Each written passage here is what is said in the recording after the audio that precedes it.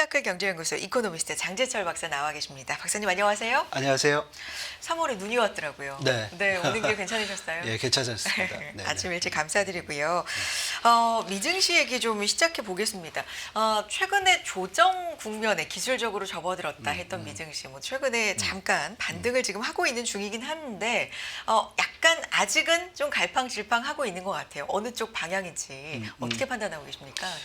일단 지난 금요일 날 네. 좀 반등을 했잖아요. 그리고 어제도 조금 0%대 맞아요. 이제 좀 반등을 하면서 이틀 연속 올라왔지만은 사실 그동안에 그 조정에 있었던 원인들 있잖아요. 그건 아직도 유효하다. 그래서 우리가 증시 전망을 할 때 좀 뭐 3개월, 6개월, 12개월의 어떤 중장기 전망을 할 수는 있지만은 단기적으로는 적어도 4월 1일 날 있는 상호 관세. 그렇죠. 상호 네. 관세 이슈의 불확실성 이 문제에 대해서는 시장의 변동성 이슈로 우리가 좀 가지고 있어야 되지 않겠냐 이렇게 좀 생각하고 있고요. 보시면은 조정의 미국 증시의 조정은 상당했어요. 그렇죠? S&P 500 지수로 보면 지난 금요일 목요일까지 거의 소위 이제 트럼프 랠리를 다 반환했잖아요. 그렇죠? 반면에 상대적으로 미국 예외주라는 것이 그동안 작용을 했는데 그런 랠리 때문에 유럽과 중국 증시가 또 상당히 호조를 좋았죠. 보였죠. 네. 그래서 이러한 여러 가지 변동성 와중에서도 또 시장에서는 그런 우려가 있잖아요. 이 자금의 흐름이 미국에서 이제 또 유럽이나 중국으로 가고 있지 않느냐. 이동한다. 사실 이러한 부분은 네. 그동안의 시장에 이제 미국 위주의 변동성이 있는 그런 상황에서 자금의 이동까지 이제 겹쳐진다 그러면 변동폭이 커질 수가 있겠죠. 그리고 이 자금의 이동이 앞으로 계속될 것인지 아니면 또 어느 순간에 멈추고 다시 미국으로 돌아올 건지 이러한 것이 앞으로 이제 3개월 정도의 시기 내에서 관전 포인트가 아닐까 이런 생각을 합니다. 네. 예. 조정의 원인은 아직 유효해 보인다. 그렇죠. 반등을 좀 했습니다만 뭐 네네. 저가 매수세로 그러면 보시는 관점인 것 같고 그 조정의 원인으로 보시는 아주 유효하다고 하는 그 원인 몇 가지를 좀 짚어주세요. 네, 아무래도 네. 이제 그 미국 증시 같은 경우가 2년 연속으로 20%대의 상승세를 보였잖아요. 그러니까 버블에 대한 우려가 있었고 너무 올랐다. 너무 올랐다. 네. 그래서 시장에서는 뭔가 나쁜 일이 있으면은 조정이 있을 거라는 것을 좀 기대했던 것도 있는 것 같아요. 좀 보면은 왜냐면 조정의 핑계를 좀 그렇죠. 그러니까 기다렸다는 울고 싶은데 이거 좀 조정을 해서 좀 계속 올라가는 것보다는 한번 조정한 다음에 네. 다시 올라가는 게 더 좋은 그런 상황이라고 보면 조정이나 아니면 약간의 그 변동이 있었으면 좋았는데 그게 딱 마침 2월 달부터 나타났잖아요. 네. 미국 경제 지표에서 실질 소매 지출 그것이 이제 감소했던 거로 나타났고 이 2월 달은 좀 예상보다는 나쁘지만은 전월 대비 0.2% 늘어서 시장은 어쩌면 좀 안도하는 그런 걸 수 있는데요. 뭐 어제 주식 시장이 좀 영향을 미칠 수 있는데 사실 우리가 주목해서 봐야 될 것은 1월 달에는 마이너스 0.9였거든요. 네. 근데 마이너스 1.2로 더 낮아졌어요. 그리고 뭐 시장에서는 그 마이너스에서 플러스로 돌아선 마이너스 1.2에서 0.2로 돌아선 것도 주요했지만은 시장은 GDP에 계산이 되는 실질 소비 코어. 지출에서 코아, 네. 코아 지출이 1%로 늘어났잖아요. 네, 네. 그것을 이제 기대를 했는데 사실 이러한 시장의 조정을 가져온 것은 소매의 어떤 하드 데이터뿐만 아니라 소프트 데이터에 대한 그 부진도 있었습니다. 근데 우리가 예를 들면 소프트 데이터 중에서 소비자 심리 지수 이것은 뭐 주식 시장에도 선행되는 거고 소비에도 선행되는 선행 지수로 보고 네. 있거든요. 물론 파월 의장은 그 시카고 대학에서 연설을 할 때 최근에 소비 심리와 소비 간의 연관관계가 좀 많이 약해졌다라고 얘기를 했지만 과거의 경험치로 보면 우리가 분명히 체감 경기를 나타내는 소비자 심리 지수는 선행 지표로 표현을 하고 있습니다. 네. 그래서 이러한 부분들이 경제에 영향을 준 것도 되고 제일 큰 거는 이제 관세 불확실성이죠. 그래서 무엇보다. 네. 관세 불확실성이 인플레이션에 대한 우려를 더 키우고 또 글로벌하게 또 교육을 위축시키잖아요. 우리가 이제 나중에 얘기할지 모르지만 이 OECD도 세계 경제 성장률을 하향 조정하잖아요. 관세 이슈 때문에. 그래서 이러한 부분들은 뭐 관세를 부과하는 미국에서도 물가뿐만 아니라 물가가 높아지면 연준이 금리를 내리지 못해서 높은 금리가 오래 지속되는 그런 어떤 부작용 때문에라도 이것이 시장에 상당히 부담이 됐던 거죠. 근데 말씀드렸듯이 이 세 가지 요인이 4월 초나 4월까지 완전히 해소되겠느냐? 그렇지 않다는 거잖아요. 그래서 이런 부분들은 시장에 부담 요인으로 작용할 것이다. 이렇게 보고 있습니다. 좀 크게 보자면 일단 미국 증시가 한 2년 이렇게 오른 것에 대해서 좀 조정의 빌미가 필요했는데 마침 그 빌미가 뭐 여러 가지 소프트 데이터로 비롯되는 지표에서 좀 나타났고 불안감이 네네네. 여기에다가 관세 불확실성까지 굉장히 결정적으로 이제 작용을 한 것 같다. 그런데 이런 조정의 원인들은 아직까지는 좀 유효해 보인다는 말씀이신데 네네. 여기에다가요 그 핑계라고 이제 한다면 시장에 조정의 핑계를 준다라고 한다면 주요 인사들도 발언을 통해서 상당히 최근에는 좀 많이 준 것 같거든요. 예를 들면 네네. 뭐 재무장관이 과도기 뭐 이런 미국 경제 과도기라는 발언을 했다든가 아니면 뭐 대통령 같은 경우도 어느 정도는 좀 감수해야 된다라는 느낌의 네. 발언을 했다든가 뭐 이런 분들. 경기 침체는 없다고 보장을 특히 못한다. 최근에 아주 가장 최근에 베산트 재무장관의 발언인데 이런 부분은 어떻게 보고 계세요? 어떻게 보면 굉장히 솔직한 판단이라고 볼 수 있고요. 솔직하다. 그리고 기사들을 보면은 네. 백악관에서 아마 경기에 대한 굉장히 심도 있는 디스커션이 있었던 것 같아요. 그래서 거기서 나온 어떤 내용들이 인터뷰 중에 경기 침체에 대해서 피할 수 없는 부분이고 또 뭐 과도기고 이런 표현으로 나타나는 것 같고요.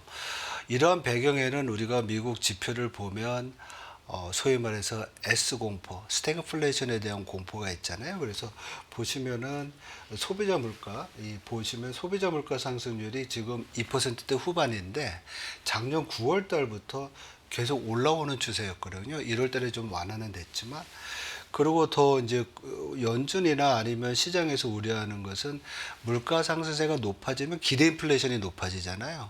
근데 기대 인플레이션이 높아지는 걸 우려하는 이유가 인플레이션이 높아지면 여기서 보면 1년 기대 인플레이션이 4.7%까지 올라왔어요. 이게 보통 보시면은 뭐 2%대 후반에 있었던 것이었는데 이렇게 높아지면 결국 궁극적으로는 이것이 임금 상승률에 영향을 미칠 수가 있어요. 왜냐하면 임금 계약을 할 때 우리가 내년 계약을 할 때 앞으로 내년 동안 물가가 얼마큼 올라갈지에 대한 계산을 해야 되잖아요. 그렇죠. 그래서 가게나 노동자가 구매력을 유지하기 위해서는 임금 계산할 때 기대 인플레이션을 봐야 되는데 기대 인플레이션이 높아지면 그만큼 물가 불안이 있다는 거죠. 그래서 이런 물가 불안이 있는 상황에서 앞에서 말씀드렸던 여러 가지 경제 지표들, 하드 데이터와 소프트 데이터들이 이제 악화가 되고 있으니까 높은 물가의 경기 둔화, 스태그플레이션, S공포다 이런 얘기가 나왔고 거기다가 노동시장 우리 굉장히 강건하다고 얘기했잖아요. 여기서 보시면 비농업 부분의 일자리 수가 지난 6개월 동안에 약 한 19만 개 정도 늘어났어요. 근데 이것이 굉장히 괜찮다. 실업률도 자연 실업률이 뭐 4%대 수준이다. 4.1%니까. 근데 오른쪽 그림에서 보시면 노동 시간이 줄고 있어요. 네. 그리고 참가율도 줄고 있고 노동 시장도 약간씩 이제 둔화의 조짐을 보이고 있다는 거죠. 그리고 다시 한번 강조드리지만 지금 관세 관련된 트럼프의 정책에 대한 리스크, 언설턴티, 불확실성 이것이 4월 지나면 또 괜찮겠느냐. 안 그럴 것 같다는 거예요. 그래서 타임라인을 보시면은 여기서 보시면은 지금 정부 효율부가 공무원 감원하잖아요. 이것이 지금 5월, 6월 달까지 조사하고 구체적으로 하면은 9월 달까지 정리해고를 해야 된다고 그래요. 네. 물론 법원에서 지금 브레이크를 걸고 있는 부분은 있지만 궁극적으로 이래야지만 재정 지출을 줄이고 재정 건전성을 높일 수 있다는 게 트럼프 정부의 그 핵심 그거잖아요. 정책이고. 네. 그리고 4월 달 되면 여러 가지 관세에 관련 이슈들이 나오잖아요. 캐나다에 대한 거, 상호 관세, 뭐 자동차, 반도체 이런 것들이 있는데 우리가 봐야 될 건 11월 달까지 구리 및 목재에 대한 또 무역 불공정 조사를 해요. 그러니까 2024년 4월부터 11월까지 소위 말해서 관세에 대한 리스크는 정도의 문제지 계속 진행이 될 수 있다는 거죠. 그리고 이 상호 관세도 지금 베센트 또 아니면 뭐 국무장관 얘기하는 거 보면은 전부 다 이거는 국가별로 결정을 해서 따로 또 새로운 기준선을 베이스라인을 잡겠다 이거 아니에요? 상호 관세를 일단 한 다음에 국가별로 또 따로 그렇죠. 맞춤으로. 그래서 지난번에도 말씀드렸지만 미국이 한두 나라만 교역하는 게 아니라 100개가 넘는 나라랑 교역을 하는데 이 모든 것들을 순차적으로 하려면 이게 계속 시장에서는 불안 요인으로 남을 수 있다는 거죠. 예, 그래서 이러한 불확실성 요인들이 있고 그 결과가 지금 아틀란타 연준이 이번 올해 1분기의 경제 성장률 속보치 나타내는데 오늘 아침에 나왔죠. 그게 마이너스 1.6%예요. 그리고 지난주에 했을 때가 마이너스 2.4였나요? 네. 그랬는데 이게 이제 마이너스 2%에서 1%대로 왔으니까 좋아진 거라고 보는데 사실 여기에는 연준이 금 수요가 되게 많았잖아요. 네. 수입이. 그 부분은 사실 경제에 어떻게 보면 액티비티와는 상관없이 그래서 그 부분 때문에 금 때문에 약간의 좀 해석의 혼란이 있었다라고 추후에 분석이 좀 있었잖아요. 예, 그래서 네. 이거를 지난주에 마이너스 2.4를 이번에 1.6으로 올릴 때 순수출의 성장 기여도가 금 수입 때문에 많이 낮아진 거를 보완한 것 같아요.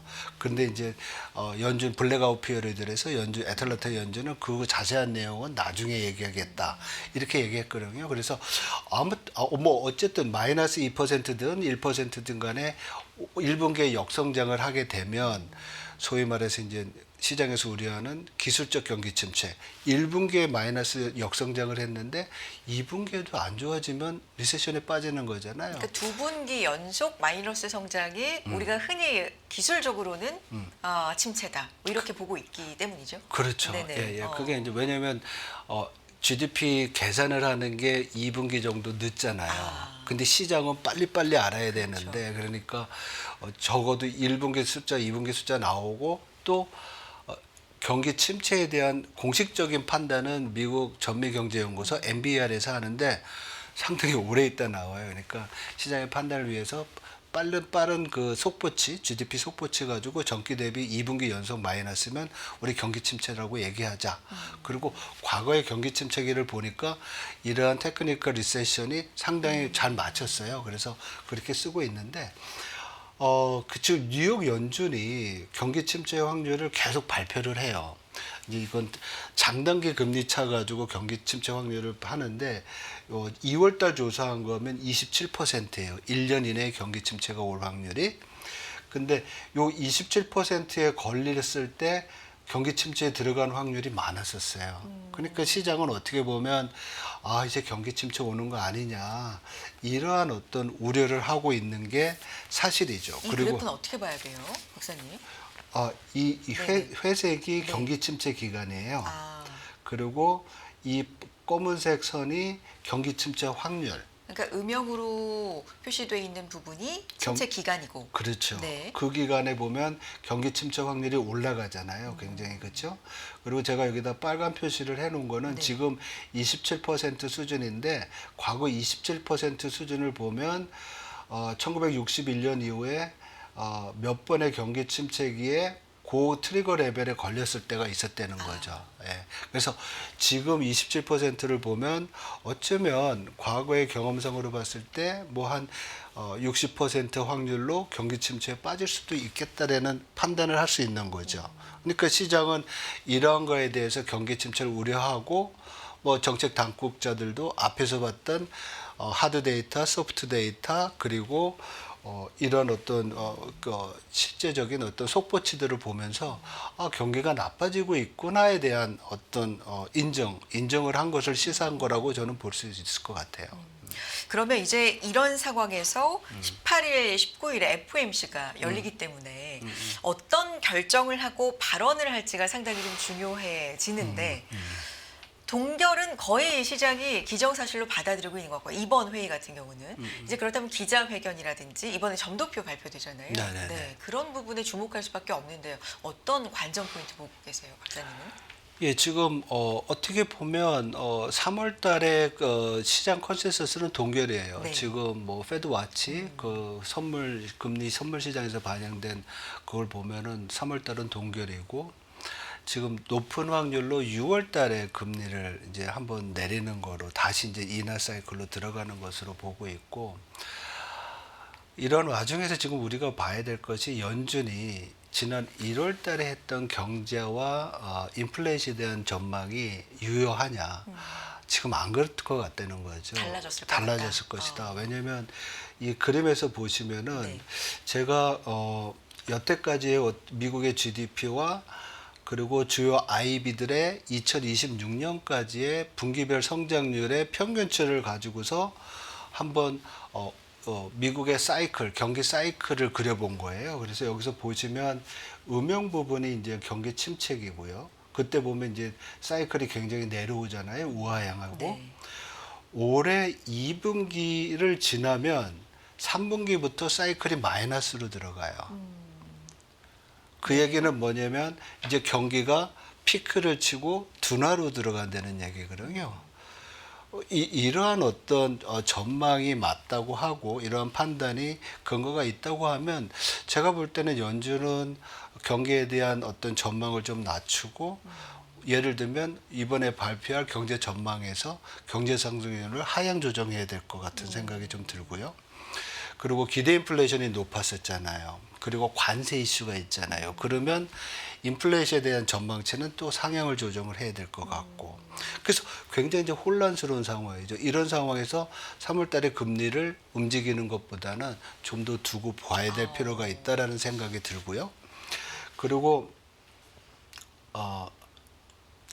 네. 네. 지금 보면 지난 12월에 점도표가 발표가 됐으니까 이제 한 3개월 전이었잖아요. 그때 종전의 4회에서 금리 인하 횟수를 이제 2회로 바꿨단 말이죠. 그럼 박사님 생각에 이번에 이 점도표 자체도 좀 수정될 가능성이 있다라고 보시는 겁니까? 그렇죠. 네. 왜냐하면 지금 경기에 대한 우려가 말씀드렸듯이 커졌잖아요. 그리고 인플레이션 자체도 물가에 대한 압력은 있지만은 앞으로는 페드의 그 듀얼 맨데이트 두 가지의 목적 인플레이션 안정과 최대 고용이라고 그러면 고용 지표가 나빠질 확률이 되게 커요. 3분기부터 고용 지표가 나빠질 확률이 커진다고 그러면 연준이 인플레이션과 고용을 지금은 균형 있게 지금 평가하고 있다 그러면 시간이 갈수록 2분기가 지나고 3분기로 갈수록 고용 지표가 나빠지기 때문에 제가 볼 때는 지금 2번 이하의 어떤 점도표가 3번 이하의 어떤 값을 가질 수도 있지 않을까 이렇게 보고 있습니다. 늘어날 수 있다. 네네. 이제 여기에다 그러면 이건 가정입니다. 3회로 만약에 점도표가 늘어나고 기자회견에서 보면 사실 최근에 파월 의장의 연설 지난 7일에 있었기 때문에 사실 맞아요. 얼마 안 됐거든요. 근데 그때는 미국 경제 여전히 좀 좋은 위치에 있고 시장을 좀 안정시키는 안심시키는 발언들을 했었어요. 우리는 서두를 필요가 없다. 뭐 이런 발언을 불과한 지가 며칠 안 됐기 때문에 지난 7일 발언이기 때문에 이것과 좀 비슷한 발언을 미국 경제 여전히 괜찮고 너무 서두를 필요 없다라는 비슷한 톤의 발언을 한다면 좀 신중론이 되니까 요거는 뭐 2회에서 3회로 점도표가 바꾸는 것과는 또 좀 다른 거잖아요. 어떻게 균형을 맞출 수 있을까요? 굉장히 좋은 점 지적해 주신 것 같아요. 왜냐하면 연준이 지난 7월 달에 그 스카고 대학에서 얘기했을 때는 밸런스가 돼 있다라고 얘기를 했는데 네. 그 다음에 시장에 조정이 한번 왔었잖아요. 근데 시장에 조정이 온 것 자체에 대해서 평가를 안 할 수는 없을 것 같아요. 그리고 그거 시장에 조정이 온 이유가 앞에서 말씀드렸던 경제 지표에 대한 어떤 둔화에 대한 우려들이 반영이 된 거고 경제 정책에 대한 불확실성이 반영이 된 거잖아요. 그래서 이러한 시장의 조정의 어떤 변동성 가지고만 보더라도 연준 입장에서는 전반적인 금융 여건 자체가 과거보다 더 타이트해진 거로 볼 수가 있는 거예요. 더 긴축적으로. 그러니까 시장이 굉장히 좋으면은 뭐 금리를 뭐 바꿀 필요는 없잖아요. 근데 지금 봤을 때 시장이 안 좋으니까 우리가 보통 얘기하는 연준의 풋 옵션. 네. 그러니까 시장이 안 좋아지면 금리를 내리거나 완화적인 정책을 쓰는 거. 이게 이제 필요성이 과거보다 좀 높아졌다고 볼 수가 있는 거예요. 그리고 이 시장의 어떤 연준의 풋이 필요한 이유는 시장의 변동성이 어떤 조치를 통해서 조정이 되지 않고 완화가 되지 않으면 궁극적으로 아까 말씀드렸던 경제 심리에 소비 심리에 영향을 주거든요. 그러면 소비가 또 나빠지면서 경기의 둔화나 악화 속도를 가속화시킬 수 있는 거죠. 그런 면에서 본다고 그러면 지금 이제 질문 주신 것은 기자회견에서 파월이 어떤 스탠스를 보일 거냐. 저는 좀 도비시한 비둘기파적인 동결은 하지만 앞으로 불확실성이 있고 경제에 대한 하방 리스크가 크고 인플레이션에 대해서는 경기 하방 리스크만큼 좀 내려올 수도 있다. 물론 전망치는 높이지만은 지금보다는 낮은 수준으로 갈 것이다. 이렇게 얘기를 하면서 금리에 대한 어떤 추가적인 금리 인하 가능성도 열어놓으면서 점도표가 2개에서 3개로 늘어나지 않을까. 이렇게 지금 전망해 보고 있습니다. 네. 그렇군요. 이 FOMC 얘기 나온 김에 하나만 더 질문 드리고 싶은 게 이제 QT 양적 긴축에 대해서 일시 중단을 혹시 이번에 발표를 할까? 요런 언급을 할까? 요런 부분인데 요거를 왜냐면 3월에 발표해서 4월에 실시할 수 있다라는 시나리오가 지난번에 FOMC에서 조금 제기가 됐었기 때문에 만약에 양적 긴축을 일시 중단한다 발표가 된다면 요것도 시장에서는 좀 비둘기적인 도비씨로 받아들일 재료가 좀 될 수 있을까요? 그렇죠. 예, 아무래도 긴축의 정도를 완화시키는 부분이 될 수 있는 거고요. 그리고 이거는 사실 시장에 상당히 큰 임플리케이션을 줄 것 같아요. 그래요. 왜냐하면 제가 그림을 준비한 네. 게 있는데 앞에서 그렸던 그 경기 침체 둔화에 대한 우리가 이제 올해 2분기가 피크라고 얘기했잖아요. 네. 그리고 경기는 좀 더 둔화될 것이다. 왜냐하면 사이클이 이제 밑으로 내려가고 있으니까 이 파란색 부분처럼요. 그러면 이렇게 경기 둔화에 대한 전망이 있을 때 시장이 과연 더 추가적으로 조정을 받을 것이냐 아니면 뭐 지금 수준을 유지할 건지 주식시장이죠. 올라갈 건지를 네. 보면 과거에 비슷한 경우가 있었어요. 근데 우리는 지금 경기 침체를 경험하지는 않았거든요. 침체 없이 둔화되는 경우인데 이런 지금과 비슷한 경우가 1995년부터 97년 그리고 2012년부터 14년 사이에 있었어요. 네. 그러니까 장기 추세보다 경기가 좀 나빠지면서 둔화됐었는데 여기서 보면 주식시장이 이때 이 기간 동안에 76%, 52% 상승했어요. 그 조건이 뭐냐면 인플레이션이 안정이 되고 연준이 완화적인 통화 정책을 썼을 때예요. 근데 지금 우리가 보면 추세적으로는 인플레이션은 내려오고 그렇죠. 말씀하신 것처럼 QT도 정지하거나 줄일 것이고 또 그 금리도 추가적으로 인하할 수 있는 여지가 생기는 거잖아요. 네, 네. 그렇다고 보면 경기가 이렇게 녹색선처럼 좀 둔화되더라도 시장이 그렇게 크게 스트레스를 받지 않고 상승할 수 있는 여지가 된다. 왜냐하면 전반적인 금융 여건이 완화되기 때문에 그래서 시장에는 반드시 나쁜 조건은 아니다. 경기가 나빠진다고 해서 침체만 안 들어간다고 하면 그렇게 볼 수 있을 것 같습니다. 그렇군요. 이제 한국, 우리나라 얘기를 좀 여쭤보고 싶은데 앞서 말씀하신 것처럼 4월 초에 뭐 상호 관세 일단 예고가 되어 있고요. 이것도 사실은 조금 더 구체적인 얘기가 나오려면 뭐 미뤄진다 이런 얘기도 있지만 어쨌든 우리는 4월 초로 잡고 지금 가고 있습니다. 그렇게 다음 달에 상호 관세 부과한 후에 나라별로 새로운 협정을 맺겠다. 지금 이렇게 얘기가 나온 상황이기 때문에 한미 FTA 맺고 있는 우리로서는 우리도 대상이 되겠구나라고 생각을 할 수밖에 없잖아요. 이 흐름 어떻게 보고 계세요? 한국도 예외는 아닐 것 그렇죠. 같아요. 왜냐면 뭐 나프타에다가 US 뭐죠? 그 다시 바꿨잖아요. 캐나다, 멕시코. 네. 거기도 지금 네. 거기도 25% 관세 부과하겠다는 거예요. 그리고 한국은 무슨 나라입니까? 미국의 저 무역 적자를 주는 10대, 10대 국가 중에서 8위거든요. 반드시 타겟이 되겠죠. 그리고 FTA가 아마도 제 생각으로는 이런 상호 관세나 이래서 지금 얘기하는 새로운 기준선 그거에 맞춰서 다시 셋업될 가능성이 커요. 트럼프 일기 초에도 사실 이런 일이 좀 있었기 때문에 네. 좀 반복될. 네. 아. 그리고 뭐 제일 이제 아픈 부분이 네. 뭐냐면 FTA를 했다고 하더라도 우리는 농축산물에 대한 보호가 어느 정도 있잖아요. 그리고 사회적으로 이런 부분은 굉장히 민감한 부분이고, 근데 이 부분을 아마 건드리고 나올 가능성이 커요. 벌써 뭐 소고기 수입 문제에 대해서 얘기를 하고 있잖아요. 네. 그리고 농산물은 물론 일정 쿼터 이후부터 관세를 매기지만 그런 부분도 얘기할 수 있고 또 우리 부가가치세도 있고 그래서 이러한 아주 전방위적인 미국으로부터의 관세 아니면 그 무역 장벽 이거에 대한 공격은 불가피할 거라고 봐요. 그래서 우리가 한국의 성장 엔진이 두 개가 있잖아요. 하나가 이제 소비 내수고 하나가 수출인데 상당히 밸런스가 잘 맞거든요. 50% 50%씩.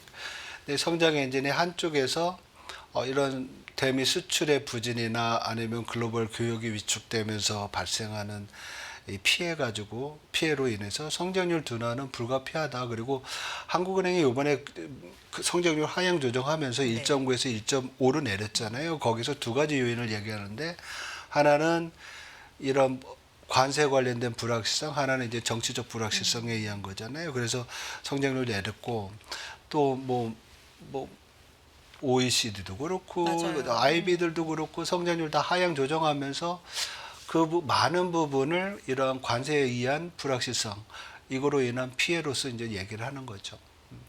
말씀하신 것처럼 OECD가 뭐 세계 경제는 3.3에서 3.1로 내렸는데 이제 우리 성장률은 더 대폭 낮췄습니다. 2.1에서 1.5%로 낮췄고요. 뭐 이런 부분들 사실 관세 칼날에서 많은 국가가 지금 대상에 지금 포함이 되어 있지만 우리는 조금 더 지금 좀 어려운 상황에 있는 것 같긴 합니다.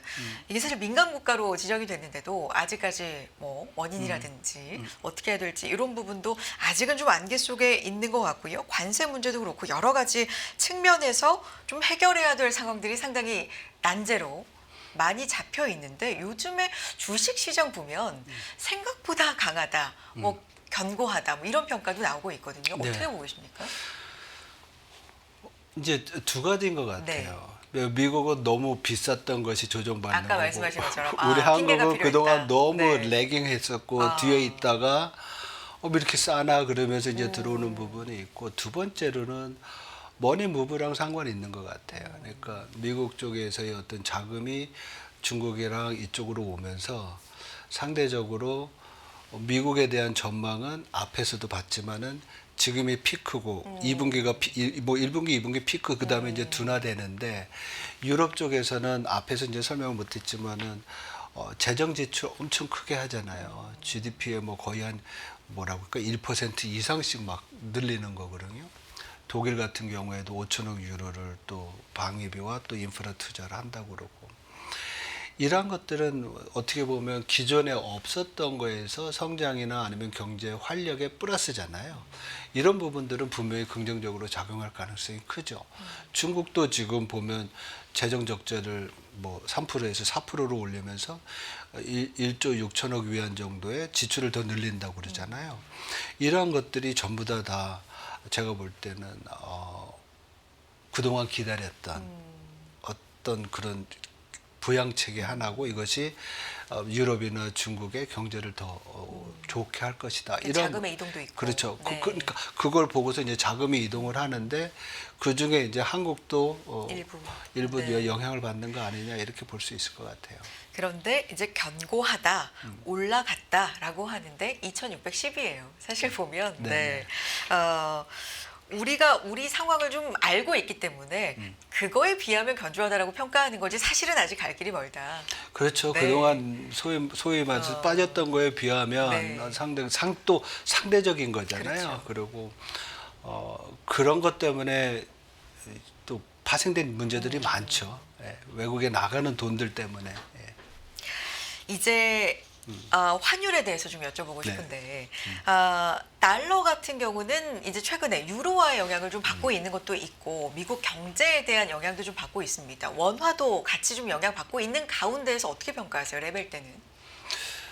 지금 레벨은 사실은 좀 원화가 상대적으로 우리 기초체력 대비 약하다고 볼 수가 있죠. 가장 큰 이유는 두 가지인데 하나는 정치적 불확실성 때문에 아무래도. 그 리스크 프리미엄이 네. 뭐 달러당 한 30원 정도 있다라고 이제 평가를 하는 부분이 있고, 두 번째로는 우리가 과거에는 이제 경상수지 흑자를 다 국내에 재워놨었거든요. 네. 그리고 외국에서 또 직접 투자해 뭐 자본 투자 들어오고. 근데 언제부턴가 우리가 해외 투자를 많이 했어요. 그 소위 말해서 미국 투자 서장이라고 그래요. 뭐 그렇게 하니까 이 그동안 나왔던 우리가 모아놨던 이 경상수지 흑자가 다시 내국인의 해외 투자로 리사이클링이 되면서 달러 수요를 늘리는 거예요. 왜냐면 해외 투자하려면 달러를 사서 투자를 해야 되니까. 이런 부분이 거의 얼마큼 크냐면 1월달 경상수지 흑자가 29억 달러예요. 근데 금융계정에서 자본 유출된 게 125억 달러예요. 네. 그러니까 거의 4배 정도가 많게 자본이 나가는 거죠. 그런 부분들이 달러 원 환율의 하단을 지금 지지를 하고 있는 거죠. 그래서 이게 내려와야 되는데 리스크 프리미엄 이런 것 때문에 못 내려오고 있는 거죠. 그렇지만 연말 되면 지금으로 보면 달러 약세가 계속 지속될 거라서 1370원 정도 그 정도까지 내려가지 않을까 이렇게 전망하고 있습니다. 알겠습니다. 박사님 오늘 여러 가지 이야기 다각도의 측면에서 해주셨고요. 자료도 감사드립니다. 여기까지 듣겠습니다. 피나클 경제연구소 이코노미스트 장재철 박사 함께했습니다. 고맙습니다. 네, 고맙습니다.